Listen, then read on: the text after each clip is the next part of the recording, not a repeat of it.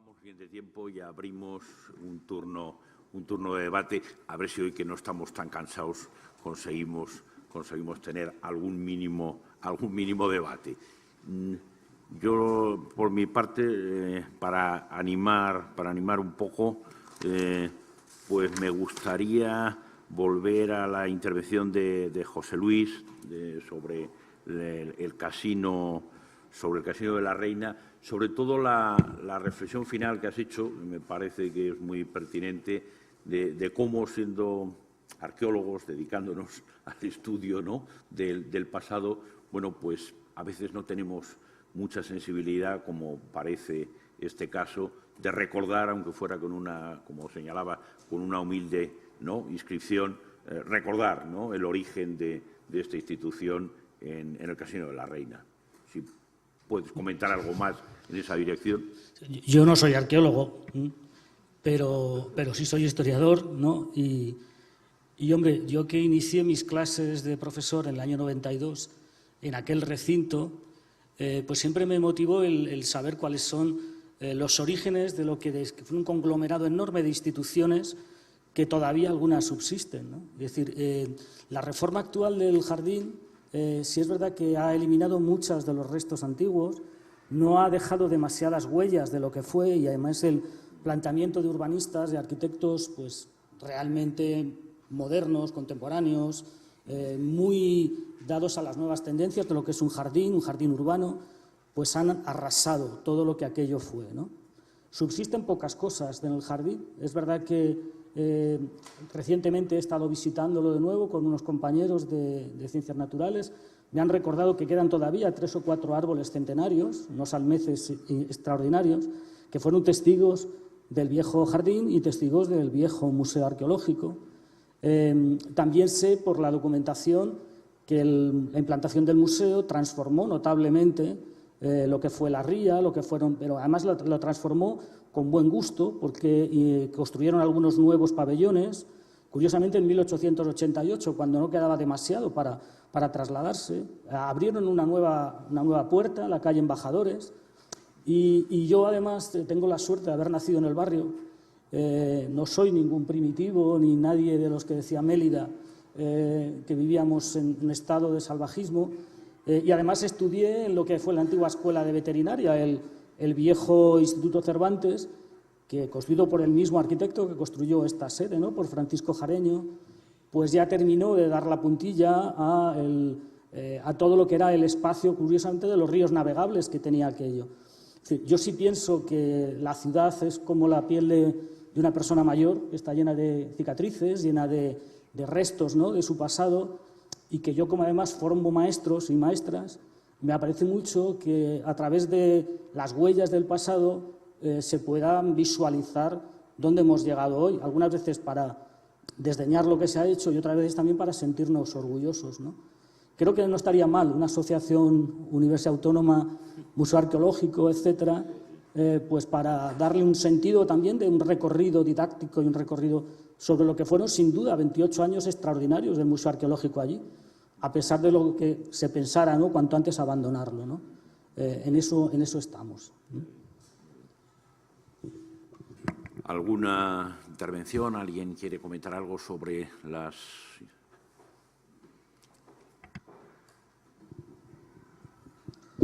Gracias. Yo quisiera preguntarle a Enrique sobre la comunicación que ha presentado en torno al Museo de Tetuán y a los comentarios que ha hecho del traslado. Parece ser que sin ningún tipo de control desde dicho museo de materiales hacia el Museo de Rabat. Si sabe si todo ese material que ha desaparecido del museo original ha llegado a Rabat o se ha perdido parte por el camino. A mí me consta que en los últimos 4 o 5 años esa desaparición de piezas del interior de las vitrinas ha seguido activo. Me consta por marroquíes y por catedráticos de universidades marroquíes.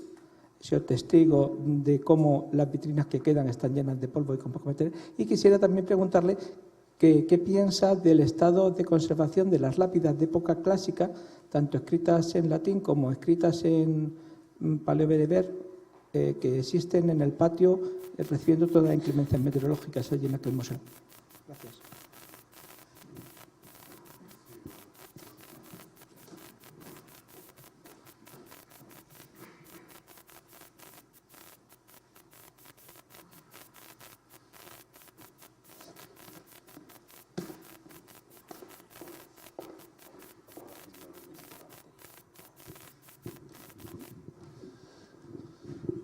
Claro, la realidad,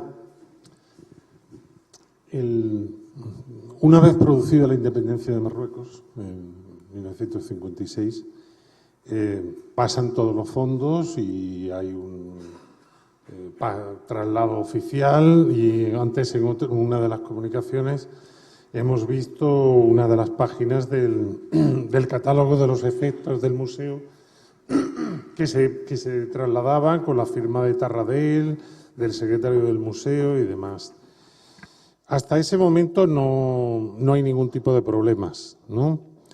A partir de ese momento, durante varios años, según la información que yo fui recabando, durante varios años siguió sin haber demasiados problemas, porque se hizo cargo como conservador del museo una persona que era, a grandes rasgos, discípulo de Tarradell, marroquí, colaborador de la época del protectorado, donde había trabajado en la biblioteca del protectorado, Ahmed Mohamed Mekinasi, que curiosamente es el primer arqueólogo marroquí de la historia, esa es la realidad, y los marroquíes hasta hace bien poco no lo han reconocido en absoluto, ¿no? Bueno, Mekinasi tenía un proyecto. Su proyecto era volver a lo que yo dije al principio de la aportación, que el museo fuera, que estaba muy bien, pero que el museo fuera más amplio, es decir, introducir la arqueología árabe islámica dentro del mismo, que es un planteamiento hoy día más moderno, como es natural, pero que en aquella época pues los españoles lo habían, teniéndolo al principio, sin embargo lo habían cegado, ¿no? Entonces, por eso Mekinasi, que había colaborado y siguió colaborando con Tarradell en las excavaciones de Tamuda, de Lixus y demás, él inició unas excavaciones propias en centros medievales, en ciudades medievales, en Casaseguir, en Nekur, que fue un reino medieval en medio de la bahía de Alucemas, en Tiguisas, en algún sitio más, que no recuerdo ahora, y todo ese material está en el Museo de Tetuán, está en los fondos del Museo de Tetuán. Yo lo vi, pues hará 30 años, cuando estaba estudiando otras cosas, ¿no? Allí, pues, precisamente en mesas y demás, ¿no? Su proyecto es ampliación. Esa ampliación no se la autorizaron por parte del gobierno de Rabat en aquella época, porque suponía un cambio en el museo, invertir dinero y demás. Y entonces él lo que hizo fue montar 3 o 4 vitrinas con objetos árabes islámicos en la biblioteca de la cual él era director, la Biblioteca General y Archivos de Tetuán. Y esas vitrinas, yo hace muchos años que no voy por ese lugar, pero yo recuerdo cuando yo vivía allí, esas vitrinas estar allí puestas para los que fueron a visitar la zona administrativa y de servicios del museo, de la biblioteca, esas vitrinas que no lo habían dejado poner en el museo. Durante ese tiempo, cuando salen estas primeras piezas que he mencionado antes, también hay una situación que solamente conozco, bueno, pues por vista también. Yo viví muchísimos años en Tetuán, de donde era mi familia, ¿no? Que es la desaparición de monedas. La desaparición de monedas. Y luego ya rumores y testimonios orales de venta de monedas que eran del museo. Pero, digamos, eso ya es rumor, eso ya es chascarrillo, eso puede... Vale, no lo tengo confirmado, pero que desaparecían monedas del monetario, eso era muy evidente, ¿no?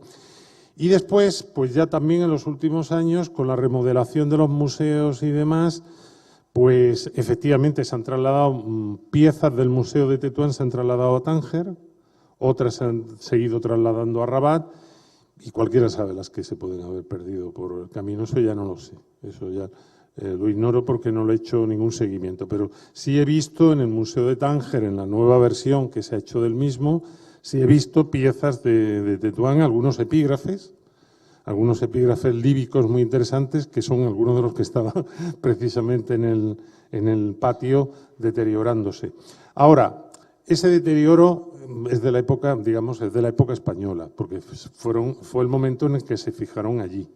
Que después, en 55 años, se pudo tomar otras medidas y demás, por supuesto, naturalmente, ¿no? Pero que fue la presentación museográfica de Tarradell, a la que corresponde el que los epígrafes estuvieran a la intemperie, ¿eh? Que luego lo han podido solucionar, sí, pero el problema está en el origen, no el problema mayor. No sé si he contestado todas las cuestiones, ¿no? Para 1955 era un gran museo. Era un gran museo de escaparate, de político, del franquismo, del protectorado español, del africanismo español, de todo eso. En 1955 era un gran escaparate. Naturalmente, 50 años después, pues lo que podemos pensar de un museo que le van desapareciendo piezas y que va llenándose de polvo, ¿no? Bueno, ha habido una remodelación más reciente, de hace unos pocos años, que ha mejorado, hecha, si no recuerdo mal, por una empresa española y que ha mejorado bastante la situación. Ahora, la pérdida de piezas, pues por ahí va, ¿vale? Espero haber contestado las preguntas, ¿no? Desde luego, en 1955 era una gran institución. La que dejó Miguel Tarradell fue una gran institución. Para aquella época, para aquel momento. 10 o 15 años después ya estaba anticuada, como era natural. Como le pasa a todos los museos, por otra parte, a todas las presentaciones museográficas de este tipo, ¿no? Por lo menos en mi opinión. ¿Alguna pregunta, alguna intervención más? Si no, yo tengo una para Jonathan. En la década de 1870, que es, yo creo que una década clave en cómo la arqueología, ¿no?, sirve a la construcción del Estado italiano, ¿cómo ves el encaje que se tiene que hacer entre la arqueología prehistórica y protohistórica que representa bien, por ejemplo, el Museo Pigorini, y la arqueología, digamos, etrusca, romana, que es la que al final va a acabar imponiéndose? Yo, ahora que estoy en proceso de realizar esta investigación, cuando comencé a hacerla, veía que era una conexión que no se iba a poder muy encajar o que al Estado en aquella época le iba a costar muchísimo. Pero a través de consultar alguna documentación, hay un documento, una relación de Pigorini al ministro, que le dice que mediante la arqueología prehistórica, que se esparcía por toda la península itálica, trataba de demostrar tanto las semejanzas y diferencias de todos aquellos pueblos que habían compartido la península, pero en principio y sobre todo quería demostrar las similitudes.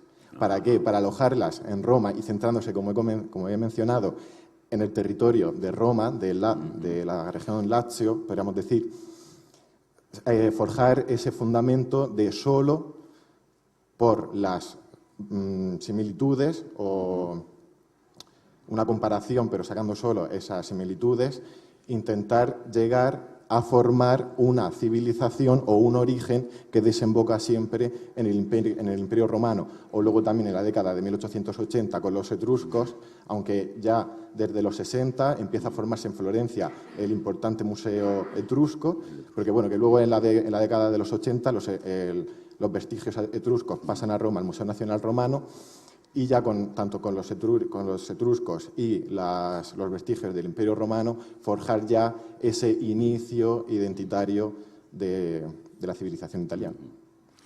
Luego, no sé si conoces, hace unos años, no recuerdo, pero no demasiados, leímos una tesis doctoral en la Complutense, en mi departamento, en el Departamento de Prehistoria, de Antonella. Supongo que la conoce porque además ha sido reeditada recientemente. Sí, he tenido la oportunidad de leer el libro. No está mal, es un buen libro. Muy bien. ¿Alguna pregunta más? ¿Alguna observación? Pues si no, vamos a adelantar.